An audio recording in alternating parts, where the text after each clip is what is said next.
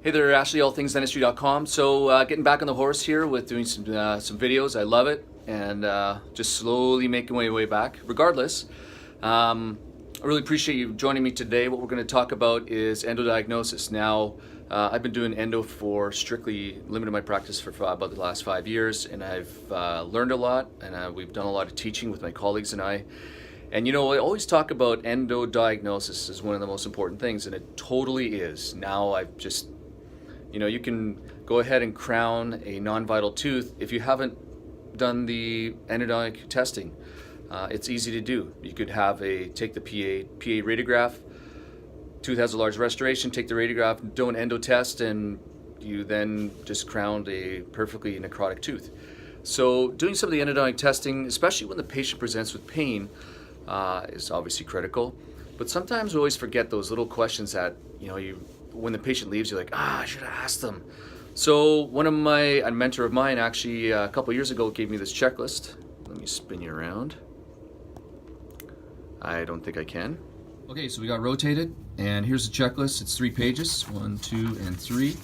You know, big picture wise, it's got your tombstone data from the patient. Then it's got the questions, which are absolutely critical in endo. Then it has an extraoral exam, so taking a look extraorally. Then you've got your intraoral exam, and you've got your endodontic testing, so some sensitivity testing, and then you've got your percussion, EPT, and transillumination. Now, one of the things I do normally, and it's just me, is I start with palpation, then I go to mobility, then probing, because it kind of warms the patient up before I take a jackhammer and tap them on the tooth. And it's doing the whole arch, so it's not just doing, that's why there's a list of teeth. I mean, you can do the contralateral side, so the other side, or you can do the opposing, whatever you want, but do more than just that one tooth. Don't focus in on that one tooth. For the mobility, so we've got our Miller mobility scale, just as a reminder. Then you've got your radiographic evaluation, and then you've got your diagnosis. So it's all here in one package.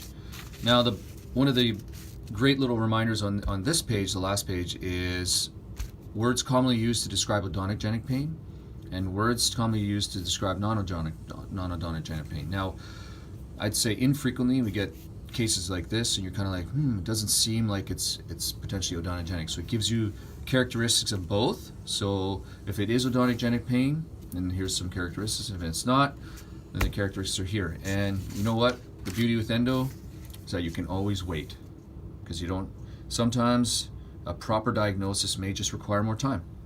So that's all for today. And then next up, I want to go over, I'd like to review kind of the one-step endo checklist that I've created with my colleagues as well and other endodontists.